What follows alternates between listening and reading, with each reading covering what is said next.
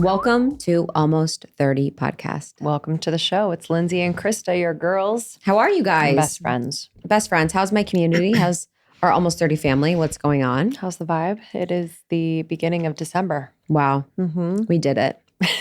We did it. This is us saying that for 10 years. Every single year we did it, guys. I honestly think I would actually love a compilation of us doing recaps from the year, and then we do an episode at the beginning of like what I said and what came true and what the vibe was. I think I remember one year being like, this is going to be the best year of my life. And it was like the worst year of my life. I remember that one. I think it was 2022. Okay, yeah. Maybe. Which is so interesting because when I think about like that divorce period, like that whole year of that, it's weird because I don't think it was the worst year. Like I'm like, no, that was like great. But, but I think in it, I don't know, there's the perception the process that it's leading up to it, I think was painful. Yeah. Yeah. But obviously a perfect decision. Yeah, literally. When you're the only one carrying the whole fucking thing on your back, it's fucking hard. When you're the only one in a conversation in the room, it is a journey and a testament, and the amount of energy I got back from it. Oh, dude. Blessings on our path. Blessings. I'm excited about today's episode. I sat down with our friend Erika Gabriel, who's a spiritual teacher and medium. And one, she's a good friend. So it's just one of those conversations that just feels like you're sitting down to kiki with your friend. So it was amazing. But most of our conversation revolved around just how we block ourselves from our dreams. I think we as women have such beautiful, clear visions, and how we are in very sneaky but sometimes obvious ways just really blocking ourselves from receiving, from manifesting it or bringing it to reality, or being able to see or feel what the next best step is. So that was the majority of the conversation. I just think she has a really beautiful insight into the practical, but also the energetics of what's actually happening. Yeah, I was just kind of processing what you're saying and going into that. It's so real. And I think I could be better about that. I think I could be better with having a more expansive mindset. Mm-hmm. I think I have a pretty good one, but I think what's powerful about being a coach and working with women is that's like a part of my role is looking at where people limit themselves. And you limit people. Oh my gosh. I mean, I do it myself. My coach, my teacher does it with me so much. It's like we limit ourselves so deeply. Yeah. Like I can't do this. We can't do that. I can't do this. It's like everything is like a can't or a stop. Mm-hmm. And I think women use a lot of our power and our creativity to limit ourselves. And I've seen that working with men versus women. Men are like, okay, I'll do that. And then they just do it. And there's no story. There's no drama. There's no, excuse. There's no like, blah, blah, blah. I'm in my luteal, da, da, da, da. It's like, okay, I'll just do that. Uh-huh. And women, it's like, are so creative that they're so creative at excuses. I completely agree. And we just kind of lean into the complexity of things where we're like, it's not that simple. 100%. But sometimes it is. For sure. Sometimes the next best step is actually really simple. Yeah. And it might not be the end goal is the next best step, but it's like there is a next best step that is simple that you could do. Yeah, completely. What were the dreams that she has, or is she stepping into a new phase or season? One of hers, she wants to be like, she's been doing one-on-one readings for a long time. And I feel like a lot of our friends who have done one-on-one readings have met this turning point for themselves, which is like, I want to be doing something else instead of one-on-one readings all day, every day. And though she loves them, she's like, I'm ready to be seen. I'm ready to speak. And not in the sense of like doing readings for big groups, but just in another capacity. I don't know specifically what she would want to talk about. I know she has a lot to talk about, but so she's kind of at that point, and she was talking about just kind of what was just like the thoughts and feelings and limiting beliefs that are holding her back. And it was so interesting because I think we can pedestal people. I'm not saying that I was pedestaling her, but I don't know, some more spiritual people in my life, I'm like, but you got it. Mm-hmm. Like you're on your path and you got it right. Mm-hmm. And like we all have the human part of us that like really limits us at times. So it was like actually really refreshing to kind of hear how she's navigating. Yeah, I think it's interesting because maybe this is our world or community or everyone that I'm with, but everyone that I'm with is always like, I want to be seen. Yeah. Everybody. Yeah. I want to be seen more. Yeah. I want to and I don't know if that's our world. I think it's our world. I think it's our world. Because I think a lot of people don't feel that way. Not that they don't want to be seen or ignored, but No, I feel like but there's you're saying a scene in a more public sense, be recognized, be admired for be that. big online, grow on social media, all of that. I feel like I think it's more prevalent than ever though. I agree with social media and I agree. people wanting that. And I think it's an amazing thing. And also sometimes I feel like it can be a bottomless pit of I know. I've been working on that because you know what I've noticed about myself? I have judgment. I've been looking at all the judgments I have. I've been really working on this with my Kabbalah teacher. I have judgment of people that want more. Like as an example, the Kardashians. I'm like, oh my God, when did they stop? They always want more. Right. They just want more. And I definitely think they have a harmonic frequency that's running through them. But you know, but that's my job. Why do I judge people that want more? I want more. Mm-hmm. It's I'm kind of limiting my own self in that way. And judgments are limits. In Kabbalah, they teach that a lot. But it's in Access Consciousness, they teach that a lot. But it's when you have judgments, you're limiting yourself. So a good way to see the way they're limiting yourself is looking at judgments. And I've had to look at that where I'm now trying to flip it, where I'm of course they want more. Everyone wants more. We're here to create. We're here to do new things. Yeah. Because I'm trying to take that away because I think I was keeping myself small with that judgment. Yeah, totally. Well, judgments feel small. Yeah. When we do it, you know what I mean? Yeah.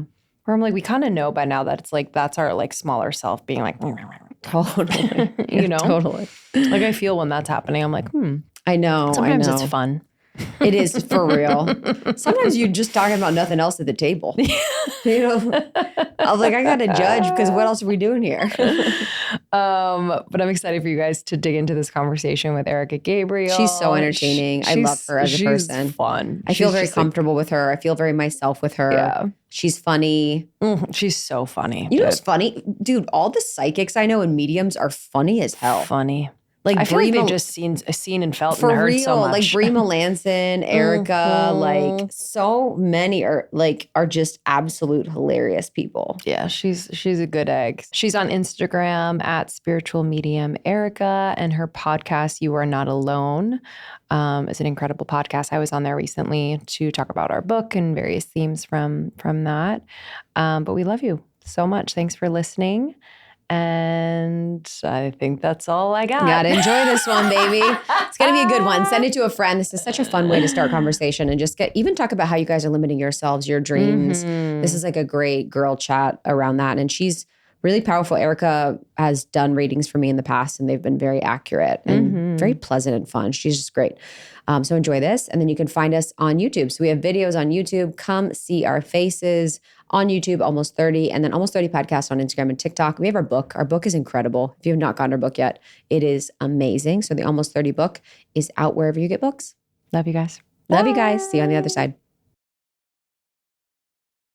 I'm so excited you're here. Thank you. It has been over 4 years since you've been here. I know. Which is just so crazy. I know. 2021. Yeah. So much has happened. I'm so excited to connect on kind of what's coming up collectively, what you've been experiencing in readings, in your own life. We just had a pre-conversation. I'm oh my God, okay. Hit record. I have a list. But we were talking about how when so many people who come to you wanting a reading, they want to know their purpose. And what the meaning of life is, which are really big, beautiful questions. What do you think about that? And what do you have to say? Yeah. They want to know the meaning of their life and they want to know their soul's purpose. And how awesome how is beautiful. That? How cool. I started doing readings professionally 17 years ago. So just getting with the collective, I sit with thousands of people a year. Yeah. So just watching the evolvement of our understanding and spirituality is so amazing to get to be a part of. And things come in waves. I'll talk to people, there'll be a month where I'm only talking to people whose loved one has died by suicide. That's the right way to say it. Right? Yes. It comes in waves, but overall and collectively, the main things that I can pull from the last 2 years are people that are very stuck and want to know their soul's purpose. They understand, they want to know that they're here for a reason. And they want to know what that reason is, which is beautiful and amazing, and also an opportunity to understand and to hear from spirit that it is not one thing many times. Have I read for people who had one purpose and the rest was kind of choose their own adventure? Absolutely. Yeah. And it's amazing. I'm like, oh my gosh, guess what? You won the lottery. Yes. Yeah. I'm like, here it is. The rest is go have fun, choose your own adventure. But so many times it isn't one thing. It's so many things and so many reasons. And that has to be okay. And that has to be enough, that it's not just one smoking gun. Sure. And I'm curious what you think about this. I feel like I thought purpose was a thing, kind of like a tangible thing that I could then go get or then become.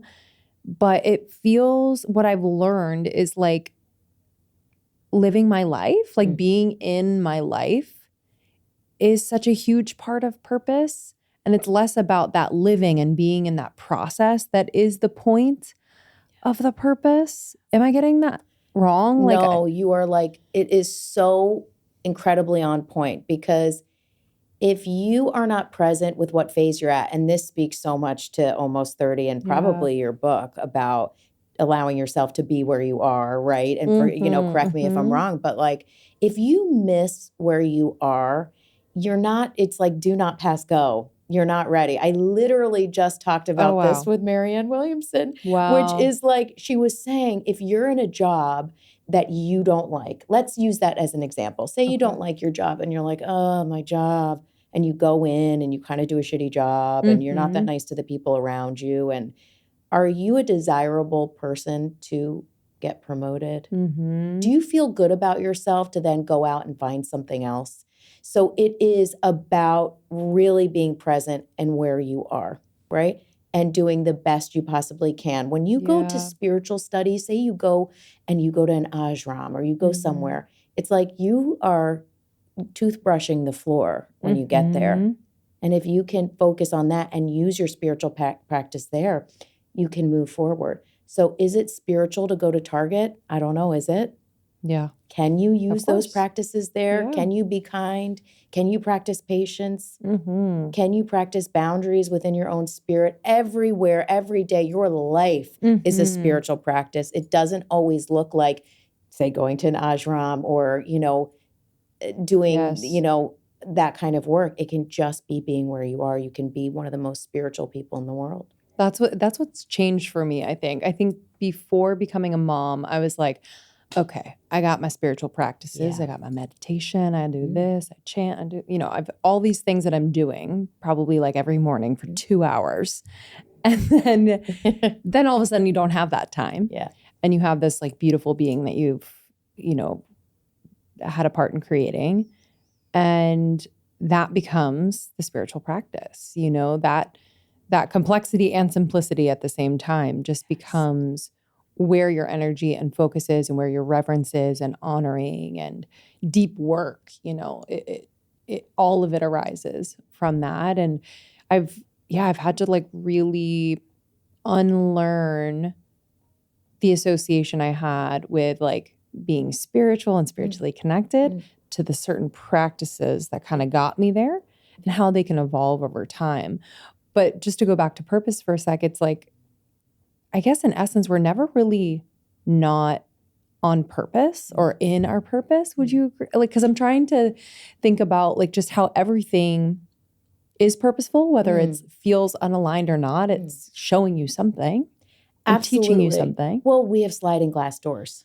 And we also have blocks that we need to get through, right? So, And it's really cool just backtracking with you as a mom. I talk to so many people that are like, I used to be so spiritual. I know. You know what I think I mean? told my therapist that at one point. I used to be so spiritual. It's like, guess what? You are digging into spirit in a whole new way. Yes. You just passed through a gate. Yes. So what was the point if you're happy in your apartment saying Om and meditating if you can't apply it anywhere? I know. That's What's the whole point? thing. There's a whole point. The last podcast I did of my podcast, the title is, Are You Spiritual or Not? Yeah. Meaning, can you put all of that into what you're doing? Because right where you are, your power is. Your power is in the present moment. Right where you are, God is. So can you be there in that moment? Yes. Can you sit on the floor and do that puzzle for the 1500th time? Because I know it's hard. I've been there, you know? So that's part of it. Use it. You are on your purpose, and it may conform and change, but it's all part of it.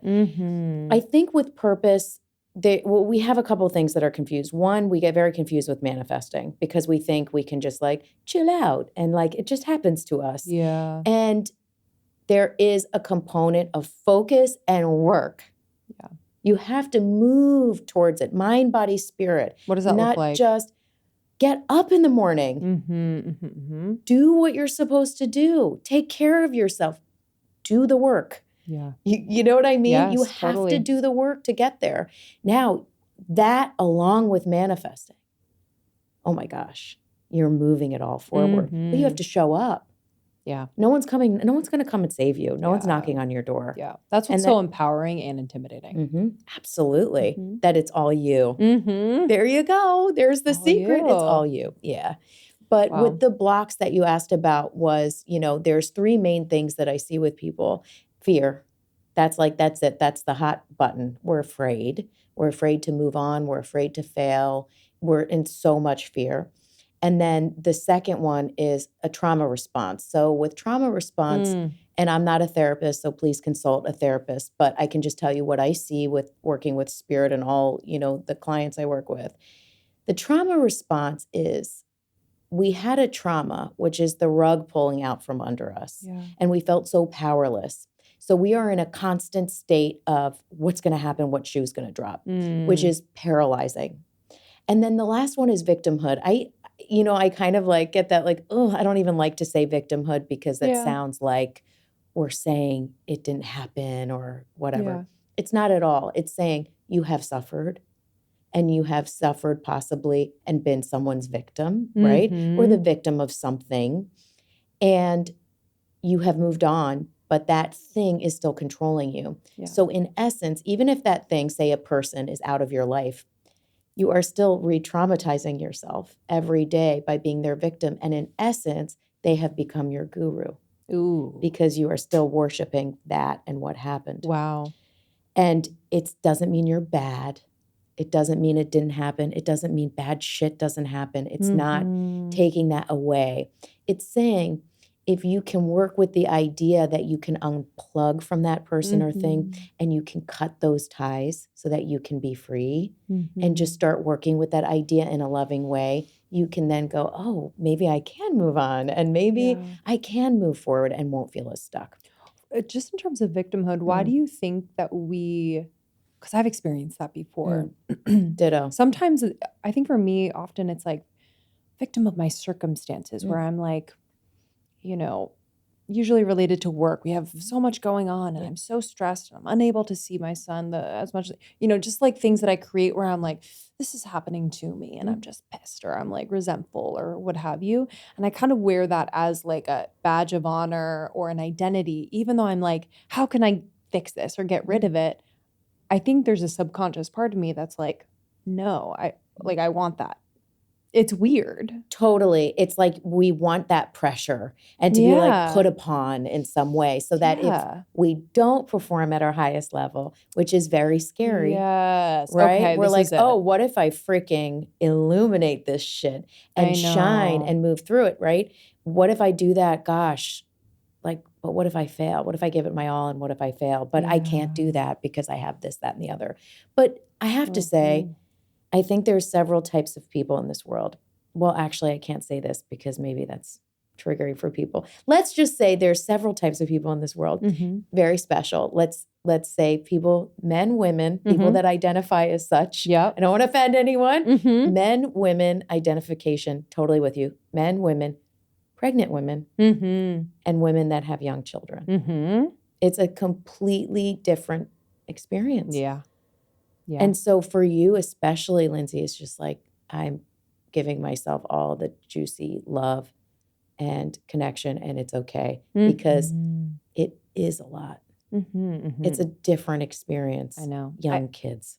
And I think too, you know, I'm curious your thoughts on this, where I wonder if people feel stuck or kind of make themselves stuck because of that perfection piece. So what I mean by that, in my situation where you validating that it's a lot, you know, having a young child, first kid, figuring everything out. Sometimes I'm like, I don't want to, I don't know if it's that I think other people have it harder or worse or have more on, but I'm just like, I can do this. Like you know, if I have hard days, I'm like, why am I having a hard day? Like I'm resourced, I'm supported. I'm, you know, like I kind of don't validate myself when I have those hard days and I have a lot on. And I think that keeps me stuck. Absolutely. You know? But you're fighting, you know, you're fighting with yourself, right? A little bit. Yes. And like, I always tell people, they're like, well, how do I get rid of that? How do I get rid of the fear? How do I get rid of this, that, and the other? And honestly, a lot of times you can't. Yeah. But what happens is you acknowledge yourself. You're like, I hear you, sister. I hear you. This is a lot. And just like I said, you got a little pudding. It's the best. And it's your totally different breed now with little kids. But you're just like, I hear you. This is a lot. Okay. Let me add in another area, right? So here's the area where it feels a lot. Validate. And then you're going to build up this other area of working with your tools, working with your mantras. And so this doesn't go away, right? That side. But this one just starts to outweigh it a little bit. And you start to put money in this bank. Right. And you go back to when you were spiritual, quote unquote. But you just go back and you can create mantras for yourself. You can get yourself in the present moment, ground down into the body temple. Imagine a cord plugging you into spirit, into God. You can say, I'm only here for God. Work with me, use me. Good. And it's okay. Sometimes we just have shitty days. I think when we get into our spiritual awakening and we get into our spirituality, sometimes we think we're just on another level. Shit happens. There's shitty days. Right. And like, it's all good. And like, I had a situation last night where I got super frustrated with my son. And I was just like, oh, it was like a dagger in my heart. Yeah. And then I'm like, it happens. I'm a human too. I went to him. Hey, but I'm really sorry. I lost my patience. I'm super tired. Like I just owned it. But you know, you're going to have days, especially with juggling so much, that aren't going to be good. But just money in the bank and outweigh it a little bit with your scales. Yeah. But acknowledge yourself. Yeah, this is a bad day. Because usually there, you know, you get to kind of a point where you're neglecting practices or things that you know, like light you up. And I think a lot of people can relate to that when they're asking, like, what is my purpose? And I wonder, how often are you doing things that really like bring you joy and light you up? You know, I think we get so bogged down by like, I need to make money. I need to be successful. I need to like, you know, make my college tuition worth it. I need to prove to my parents, you know, all of these like stories and beliefs, but we're not actually doing things that like just bring us joy for the sake of joy.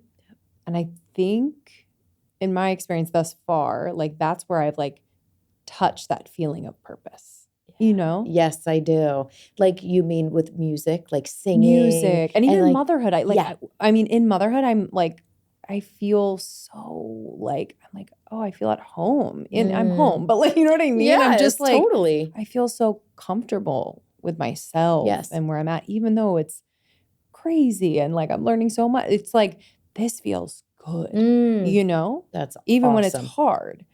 So that feeling, music definitely brings that to me. Like, it's so interesting to now understand like following that feeling rather than the purpose that you can like kind of show as an accolade. Totally. Yes, it does. Yeah. But that is so powerful because you are aligning with good feelings. Yeah. And you may not know exactly where it's going, but you're just saying, thank you for allowing me to continue on my path. And then you go, well, what's at the end of my path? And you're like, I don't know, but I'm going to feel really good about it. Yes. And I'm just going to align with feeling good. And like when you're having fun, things flow. Yes. I just want to like speak to these moments where you can speak to God, speak to your higher self, because I think we forget that we can do that. I'm kind of reiterating on what that looks like for me in this season as I step in to be like a bit more public facing with the book and everything. Yes, totally. Where I'm like, I need to be plugged into God. Like, and I know I always am, but like really intentionally before I sit down for interviews, before we do press, before we do everything, like just remember and just be connected in an intentional way. I guess, how would you guide people to kind of connect with God's spirit, their higher self in those moments where we might feel really far from who we really are? I think that's so cool how you said moments, because like you were saying earlier, you used to do your work for 2 hours. You can put an alarm on your iPhone that goes off once an hour and it times you for 30 seconds and you just close your eyes and breathe for 30 seconds. Imagine doing that though, because no one really does that. No, of course What not. if you really did it? Yeah. And just regrouped and regrounded just for 30 seconds. So I feel like, you know, if to everyone listening, it's like you can do 30 seconds, guys. Unbelievable how it helps. Absolutely amazing. My daughter, someone just gave her this bubbles. And they said, when you're feeling overwhelmed, just breathe in and blow a bubble. And that just regrounds and recenters you. But with what you're saying, going into press, spreading messages, right? And you know, doing your work and doing your purpose. You know, every single person has a spark of the divine, and I call it God's spark. Every single person on this planet. That's why we are all one. We're all connected, one love. All those expressions we hear are so true because we all have this little energy that is God, right? Within. That's why when you quiet the mind and go within, you're connecting to your intuition. Well, what's your intuition? Well, that's where God meets you. And your angels meet you. And your loved ones who've crossed over meet you. And your spirit guides meet you in the quiet. So the idea before you go into an interview is just go into your quiet. Take a deep breath and say, I'm only here for God. I'm allowing God to work through me to spread these messages. Quick mantra. And just go in with your breath. Imagine a little spark. Imagine a plug plugging you right into the divine. Reground your body and just move from there. Yeah. And it can be fast. It doesn't have to be long. It can be a It doesn't quick have to be a moment. 5-minute prayer. No, it doesn't. It doesn't. No, It but can I be think fast. I think we talk ourselves out of these moments because we're like, I don't know how to talk to God. Like, That's it. You know, like all That's these it. like weird things that our mind says. And That's it's like, no, it literally half second. It's right there. Yeah. God is right where you are. 24/7. It's just, are you in? Are you down with this homie or not? You know what I mean? Yeah. It's like, just plug in right away, breath. It's enough. And that's the thing with working with spirit. It is a subtle vibration that you're tuning into. It's a subtle vibration.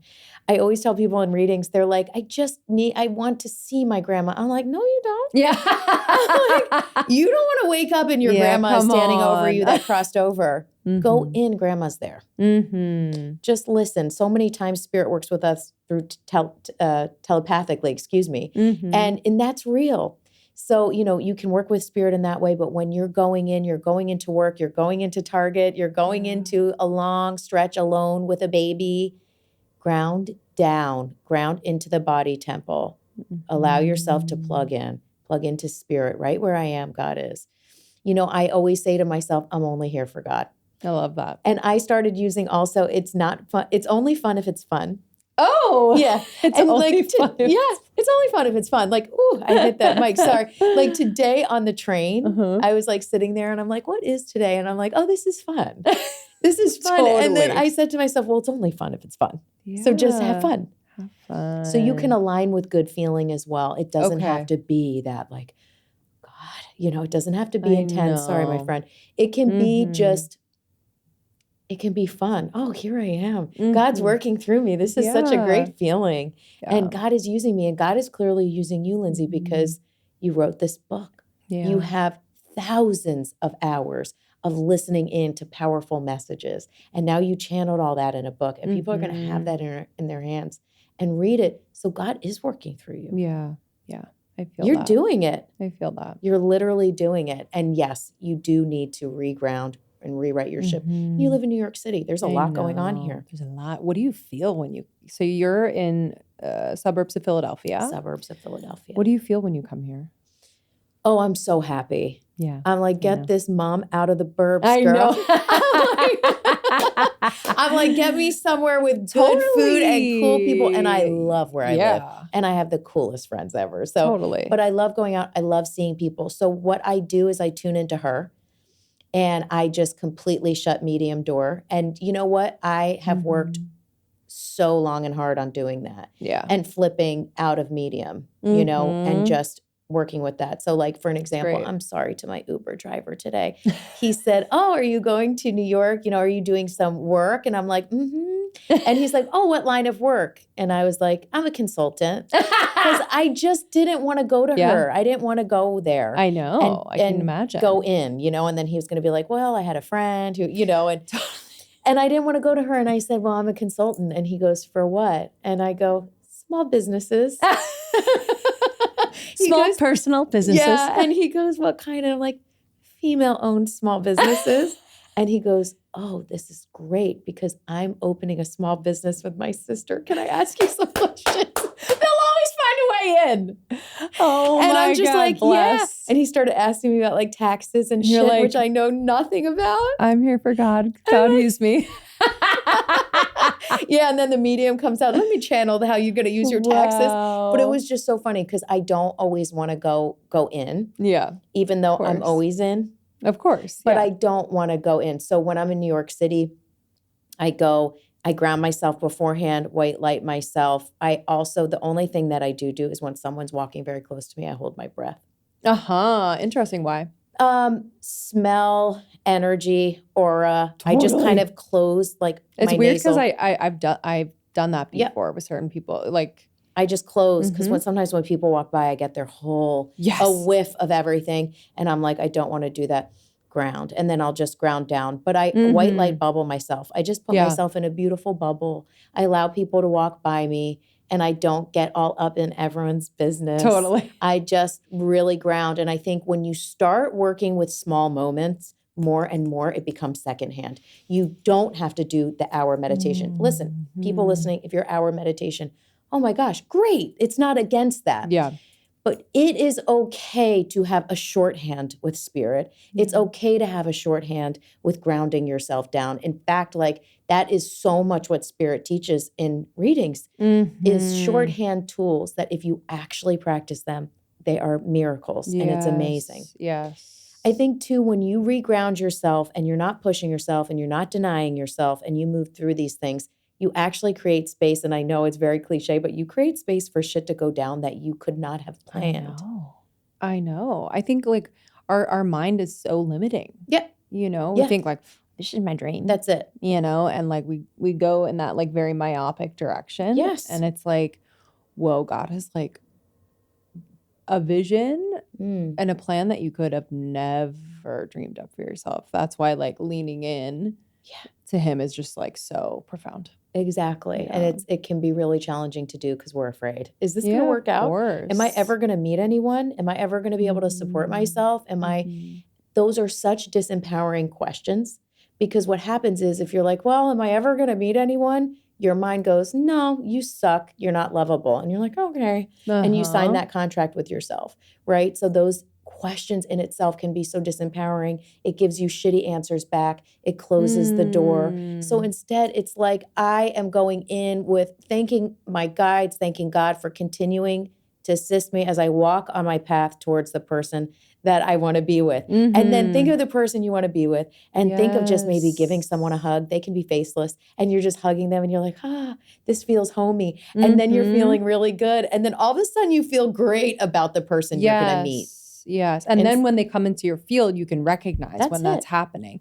No, that's a really good point. So the questions that you might be asking yourself when you're feeling stuck or lost could be, the mind is going to answer in a negative way, most likely.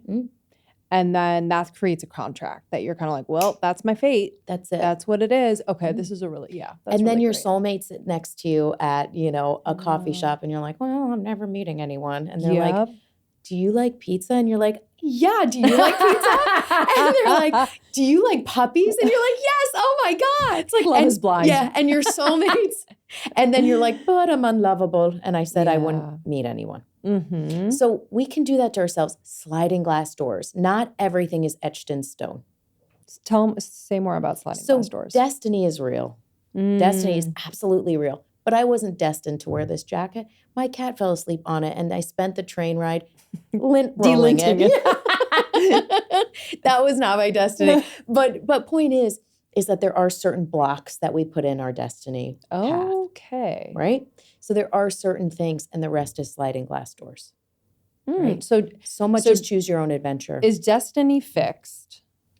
Certain parts of it, yes. And then we kind of like position these blocks, and there are sliding glass doors that can kind of lead us into crossroads. We're at crossroads. Okay. So there are things like people we're supposed to meet. Yeah. But we don't, but we either meet them or we don't meet them because we're in a place where we're not recognizing that, we can miss it. Totally miss it. We can absolutely miss it.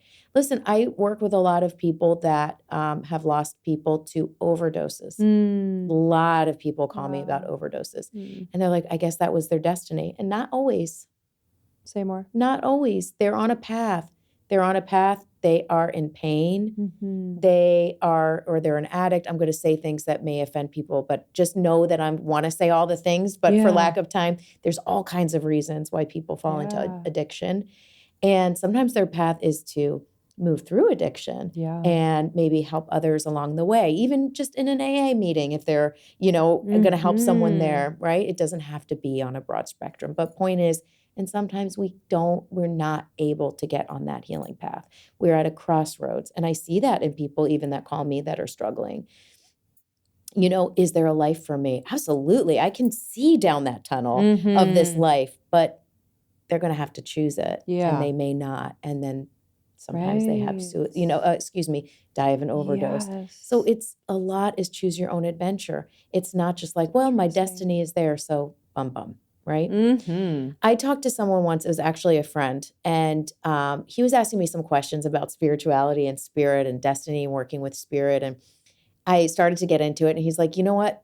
I don't actually want to talk about this. And I'm like, really? Why? He's like, because I just want to wake up every day and go to the hospital. He's a marvelous surgeon and saves kids. And I just want to focus on that and then just have fun and be with my family for the rest of the time. And I'm like, you are the most spiritual person I've ever met because you found your purpose. And it's just that one thing, that one destiny, right? So he may be saving people that are going to go on to do things. He had to be in that position. Oh my gosh, right? Of course. So, he had that one main destiny where he was meant, and I'm sure he had times in med school where he wanted to give up. He could have given up. He could have missed that purpose, but he found it. And so he found that purpose, and he just didn't want to, he's like, I don't want to think too much about spirituality. This is my spirituality, right? Totally. And I'm like, well, hot damn. Yeah. I'm like, you have a good time. You go for the key. it. Yeah. Because I think we can kind of, this is a good segue into something I was thinking about, where we make, I think the new age spirituality, we kind of make it the thing that either validates us, that saves us, that, is our new thing to like worship and become obsessed with and become addicted to in a way. 100%. A new way to distract us in some ways, depending on how you use it. I've had I've had experiences, and then I've just witnessed, people that I know and care about kind of like it becomes less about like it becomes more egoic,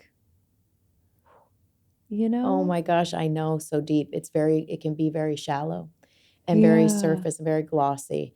And I and become about them 100%. even though it's like a facade of like, no, I'm like it's about like either God or spirit or other. It's like a weird self-obsession that I Yes. think some new age spirituality you can fall into. 100, and then they become very judgmental Yeah. for others. They're like, well, I know the hierarchical thing. Yes. Mhm. And I see that so much. And it's, I fall in love with everyone I read for. I'm so like sure. when I go on and say hi to them at first, maybe our personalities don't gel. But the minute I go in and I'm going into my mediumship, I'm like, oh, hi.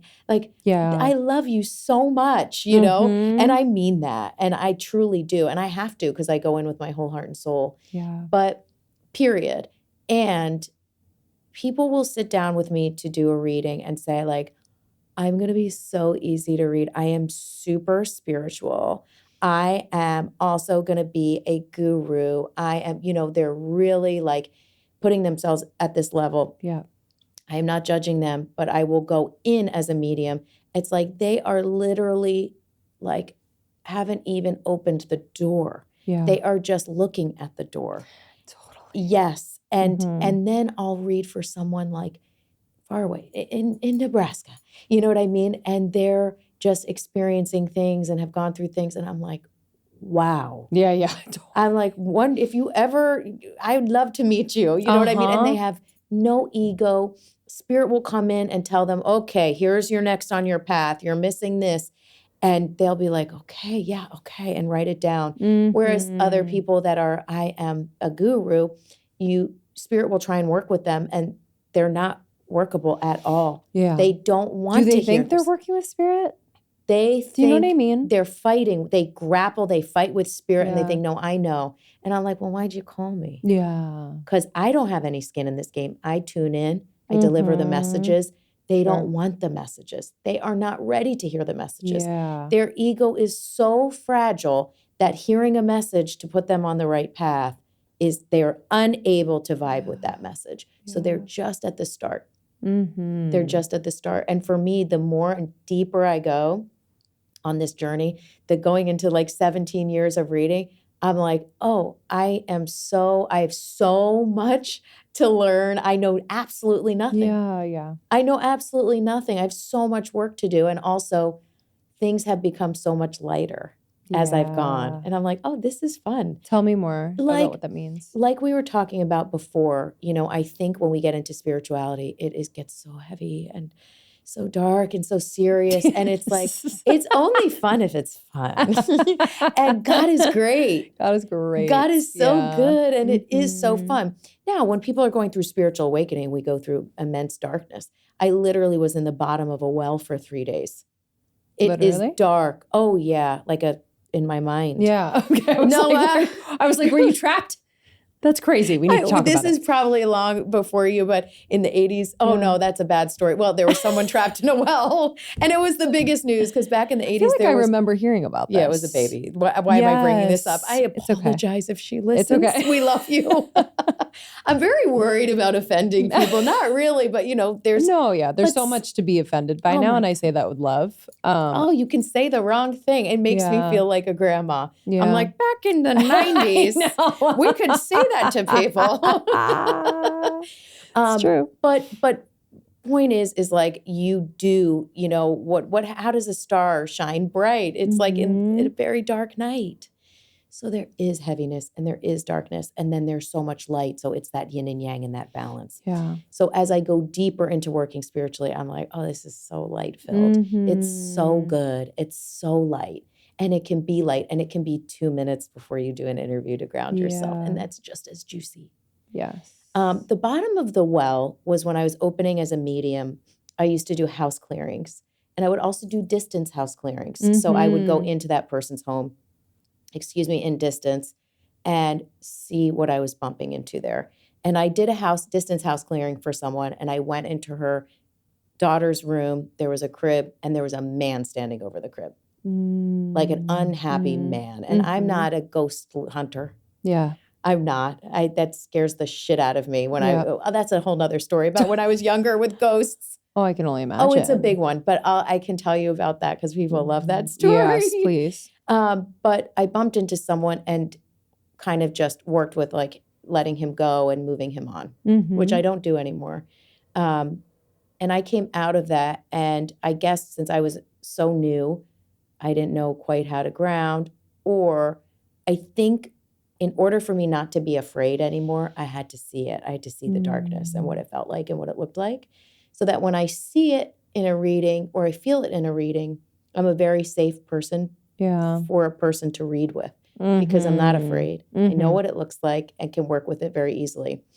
So I descended into darkness, and it's so funny because you know me and how grounded I am. I'm a mom. I'm a super grounded person. So these experiences still to me, I'm like, really? I understand if people feel skeptical, but I just saw myself in the bottom of a dark well and I couldn't get out. Everything, it was the worst, most horrific feeling I've ever felt. Oh. I felt I could see no light. I could feel no light. My husband was like, let's go for a walk. We walked outside. It was pitch black at nighttime. And he was like, just let the sun hit your face. I could not see light. I couldn't see the sun. Wow. It was complete and utter. And this was after that reading? After that reading, this was in my earlier years as a medium. I was still living in Los Angeles. Yep. And I just descended into complete fear and darkness. It was the most horrific, all-encompassing. I just can't, there's no way for me to explain it. And I remember my husband being like, do you want me to come into the well? And I was like, sure. And, this story is also interesting because it's like, you need to get yourself out. But I think love is one of the most powerful things in the world. Yes. And he was like, I'm going to come to the well. And we sat down in crisscross applesauce. That's another term.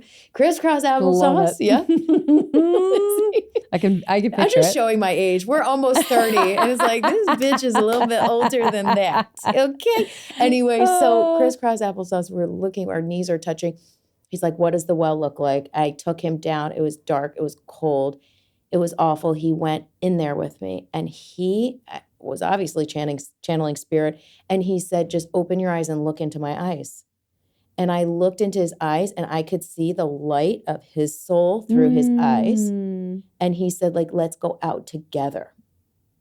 And I followed his eyes. And I just went in because I couldn't find the light in my soul anymore or in the world. And so he let me kind of go in on his. And we came out, and I started to heal and recover from that. Whoa. I know. And now when he really annoys me, I'm like, damn it, you took me out of a freaking spiritual well. I'm like, you're lucky you have pretty eyes. That's crazy. Yeah. And how beautiful. Yeah. Wow. Love is very, very healing. I think the idea that you have to fully be complete and love yourself 100% before you can love anyone else, I don't fully believe, because love is extremely healing. I think you have to be in a position where you're not going to damage someone else. Sure. And you feel like, you can receive some love. Yes, and give. But I think love is very healing. And so love got me out. Wow. And that's why I fall in love with every person I read for, and just bring that light and bring that light in. Does that make sense? Yes, of course it makes sense. It's so profound. Yeah. The story you wanted to share about seeing ghosts as a little girl, because I think a lot of people have experienced that as a child.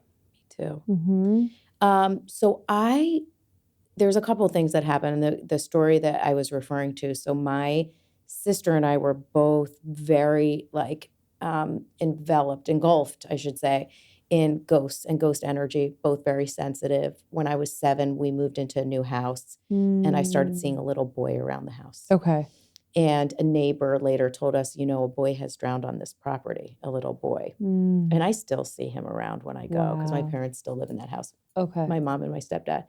And we were a little bit older. Maybe I was 9, Okay. 10, 11, 12, 13. Yeah, 9 or 10. And she's 4 years older, 5 years older, 5 years older.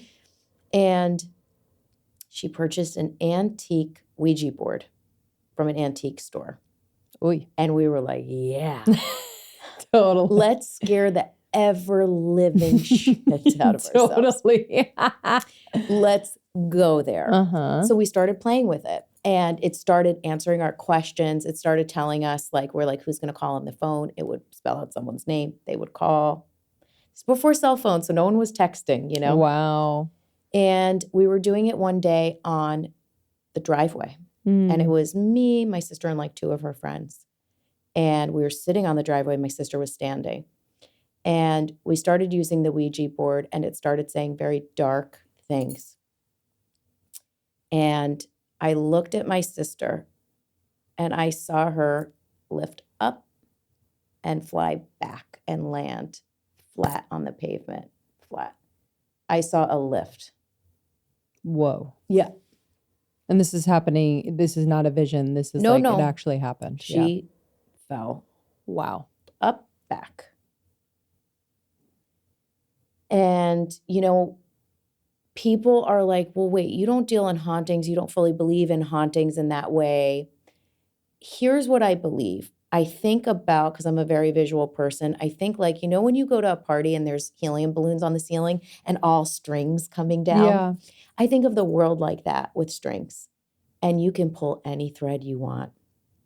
You want to pull a scary, haunty, dark thread, it's there. You want to pull love and light, it's there. You want to pull abundance, it's there. Right. You want to pull connecting with spirit, it's there. And everyone has different talents and skills, of course. But we were pulling that thread, and that's what we were pulling to us. So everything is there, but where is your focus? But that was pretty bad. Wow. And my stepmom came home. So and there we was, told her, so it's I guess the Ouija board, there's a spirit that kind of moves. You don't know. I guess. Yeah. I think we pulled a thread. I think we pulled some energy towards us. Yeah. I think we pulled some negativity in towards us. I think we pulled darkness in. Yeah. I think, you know, it's different when I was going through a spiritual awakening because I was very close with my guides at the time. I still am. And I was working with them so closely, I think I had to be shown something. Totally. Oh my gosh. So I wasn't, course. I wasn't afraid. But that was like haunting energy. So I remember my stepmom came home and we told her, and she was just like, I'm so sick of this. And she cracked it over her knee. As you do. As you do. Yeah, she cracked it. Wow. And it's so funny because people that read with me or know me now are just like, you're so not into that stuff. Totally. And I'm like, I had to work through it. I had to work through it because I had to know that there is so much more to spirit than hauntings, than darkness, than fear. It is so light. Yeah. It is so light. Wow. Yeah. Just threw that one in there. No, I love it. It's juicy, isn't it? It is really juicy. Yeah, was your sister scared? Yeah. Yeah. Yeah. She was scared. And it's so funny because I did a podcast with her recently. Cool. She came on my podcast and we decided we were going to tell that story. And as we told it, the system we use, Riverside, stopped working and logged us off. Of course. Did you get any message about that? I just got energy of women sitting together and men, not, you know, but energy of women. I mean, it's even written in the Bible. I'm not a religious person, but it's even written when several more people agree on things, you can bring that in or something, right? Yes. So I think when you start to create hysteria, upset, darkness, I think it grows very easily. And I think our energy together is so intense and it just fritzed it. Totally. It fritzed it. It's very witchy energy when you are blinking lights or fritzing things or, right? So it happens and like, you know. I want to talk about that. I think it was before we started, just that hysteria piece. Yeah. So maybe I notice it now, maybe since like 2020. Yeah. Where like there will be things kind of inserted into, I don't want to say mainstream. I just want to say like the zeitgeist or like the narrative that like kind of floats around us, maybe particular groups or people, whatever. But for example, we were talking about perimenopause, a very real thing. Yes. And also, I feel like it's what everyone's talking about right now. Everyone. And we were just kind of like chewing on this because I think much of the conversation is like, oh, perimenopause, I'm going through it. And like validating that there's other people going through it, but also what's happening where we kind of take that on. There's like a heaviness to it being what we are. Yeah. And like our identity that like, yeah, I don't subscribe to just like putting something on like a jacket and just wearing it everywhere I go. Right. If that makes sense. And your experience may be so different. Yeah. Right? And so like it's saying like, okay, this is a horror. That's going to be me. Sure. Right? And it doesn't always have to be. I think it's cool. Like I felt like I want my husband to read about it just in case. Just in case.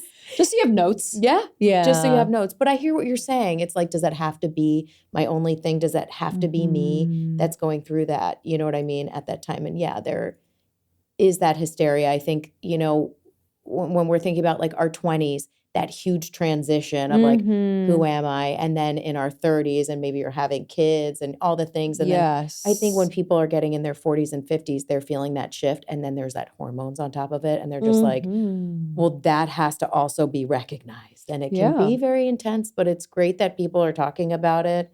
Totally. It's so funny when I think about emerging 30-year-olds. I was thinking about that a lot on the train on my way here. And I remember in my 20s, and this just came up, so I wanted to tell you about it. I remember in my 20s, I was partying, and I started to, when I would get invited to a party or to go out, I would call my sister. This is a different sister. And I'd be like, hey, so I got invited to go out and party. Like, do you think it's okay if I go? And she would be like, yeah, I think you can go. Like, what do you have in the morning? And like I tell her, she'd be like, yeah, go have fun. And it was like, I think it was so like untethered at that point because I wasn't a teen anymore. And I wasn't an adult. And it was so untethered. So I was like, someone give me rules. Someone parent me in my 20s, you know? And so that's when we become that like inner parent a little bit. And I couldn't. I was like, can I go out and party and get crazy? Tell me it's going to be okay in the morning. Let me get wild. Yeah. So I think, you know, when we're talking about perimenopause, just bringing it back, I think like there is that 40-something, 50-something where it's just like, can someone validate and tell me like, this is okay? And so I think that might be. Totally. And I think also when people were in their 40s and 50s, they were like out to pasture. Like, do you know the Golden Girls were supposed to be in their 40s? I know. You know what I mean? So it was very different. So I think. And I keep hearing that like as, I think I heard Maria Shriver say this, she's like, better than ever. Like my life is, you know what I mean? I feel better than ever. My life is better than ever. I think she's 60. Is she? Something. Yeah. She's Oprah's best friend. Yeah. I love that they're besties. That is a crew. Yeah. But yeah, I think like there's so much the rewriting that has to happen at different stages of our life where it's like, yes, there are going to be things that generally are true and happen. And, you know, does it need to be that like out to pasture sentence or does it need, or can it be kind of this next level of your relationship with your body or with your partner or with your, you know, it's just, there's so much opportunity. Yes. People want to hook onto something that is the transition at that time. So like in the 20s, what you're transitioning and hook onto that 30s. And I think perimenopause is helping people of that age kind of hook into this permission. Yeah. Cause it is kind of a dead zone. Yeah. Tradition, meaning we don't really talk about it. Right. So like, I think it kind of needed that a little bit too because there is stuff happening. Exactly. Yeah. And so people want that permission like, well, this is a transition too. Yeah. And we can put a face and a name to it and it's like perimenopause. Right. Yeah. Sorry to go down that rabbit hole, but sorry. No, it's important. It is important. You've done this for a while. People have grown with you. You are putting out things that I think can resonate with so many people. And it is important if you're an emerging 30-year-old to know that there's many phases in your life where you're emerging. And that's okay. And you're not stuck. And this is not the only time you're going to be emerging. And that there's many phases of life. So it is good that we talked about that. Yeah. Let me just validate that for us so we feel good about it. But that's a message I've been getting where it's like life is long. And I know life can end tomorrow, but there's just this feeling that I want to embody more of, which is life is long. And so I don't need to like do it all in my 30s, which is kind of the underlying feeling a little bit. Yes. Which I know is not true, Yeah. you know, but yeah, I think we can liberate ourselves a little bit knowing that like our 30s don't need to be the time that we like, you know, get to this point in our career make all the money. And I'm trying to rewrite that part of my brain and just think of the possibility that like maybe the 30s aren't that at all. Agree.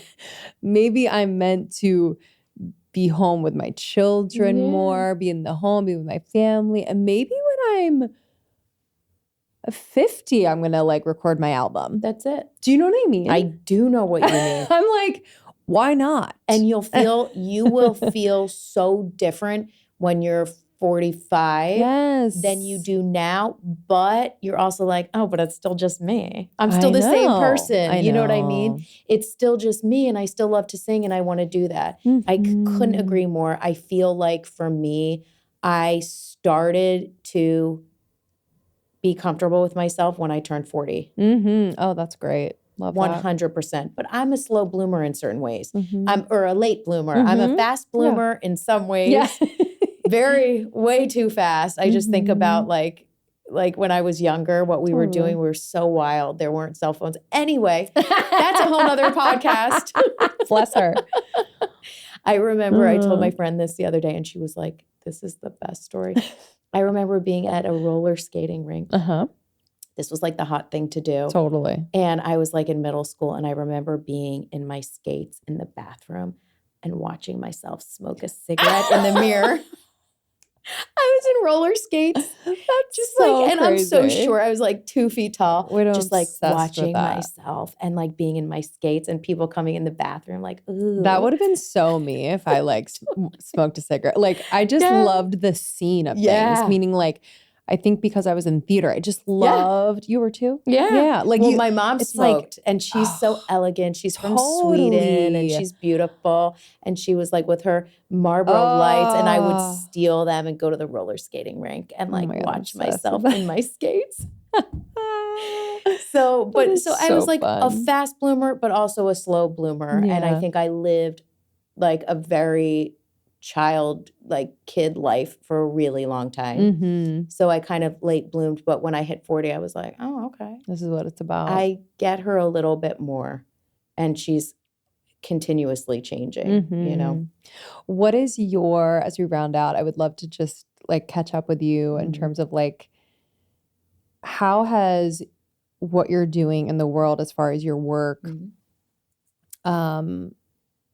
influence your family and just kind of what's happening at home between you and your husband, between you and your kids? Like, I'm just curious what that looks like. Yeah. I mean, I think, you know, in terms of work with my kids, like people ask like, gosh, do your kids ask a million questions and this and that? And like, I think working with my kids, we go at the pace that's appropriate for their soul to process. Yeah. And when they ask me questions, we just go at an appropriate pace. I do not put things on them with spirit at all, right? And so my son will ask questions and we talk about it. And he's very attached to crystals. So I think he puts some spirituality on crystals because that's very tangible. So we go slow and I don't put anything on them at all. But we talk. I think with my husband, I think marriage is a spiritual practice. One of the greatest. Yeah. I really do. I think it is a spiritual practice. And I notice a lot of young people getting divorced, which I think some of it is like, ew, I have the ick. Goodbye. I don't like you anymore. I do. I think that is some of it. I totally agree. I think some of it is really admirable because they're like, oh, I'm not doing this for another 30 years. This is not a match. And so I really admire that. But I think there's also a component of like this sacredness in committing to something, whether you're married or you're in a committed relationship. And I think what I'm engaging in with my husband, Jeremy, is sacred. I think it's one of the hardest things I've ever done and one of the best things I've ever done. Yeah. So I think my spirituality is just putting into play in these relationships.